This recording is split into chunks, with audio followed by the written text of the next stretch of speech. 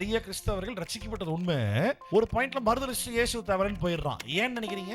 ஏன்னா ரட்சிப்பினுடைய நாட்கள்ல அவனுக்கு வந்துட்டு வியாதி சுகமாகிறதோ, நடக்கவே நடக்காதுன்ற ஒரு அற்புதம், ஒரு மிராக்கிள் நடந்ததோ, அந்த மொமெண்ட் அந்த அனுபவம் அவனுக்குள்ள ஒரு தாக்கத்தை ஏற்படுத்துது. ரட்சிக்கப்பட்டான், அனுபவங்கள் பெருகிட்டே போகுது. 1 வருஷம் வந்தான் சபைக்கு, 2 வருஷம் வந்தான், 5 வருஷம் ஆச்சு, 10 வருஷம் ஆச்சு.